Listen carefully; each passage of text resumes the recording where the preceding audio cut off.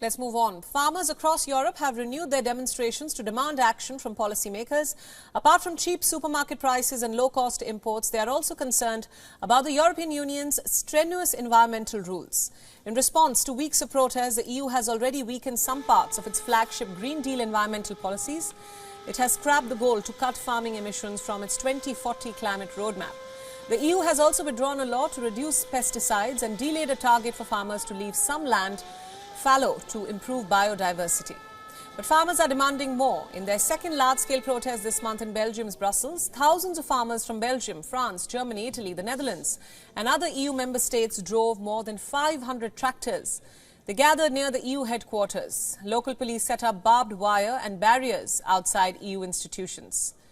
While the farmers were protesting, the EU's agriculture ministers held a meeting under heavy guarding by the Belgian police. EU officials have now acknowledged that more ambitious proposals are needed to address farmers' concerns.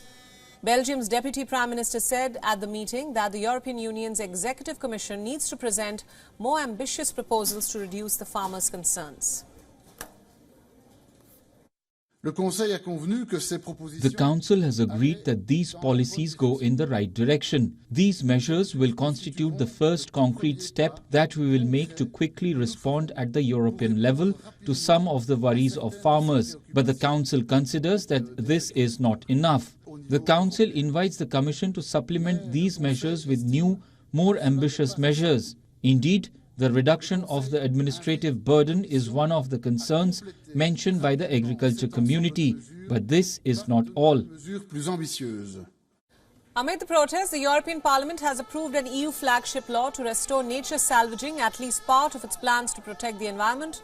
It passed despite the European People's Party's opposition. The biggest lawmaker group in the EU Parliament said it would subject farmers to more red tape. The nature policy is said to be one of the EU's biggest pieces of environmental legislation. It now needs a final approval from EU countries before it enters into force. WION World is now available in your country. Download the app now and get all the news updates on the move.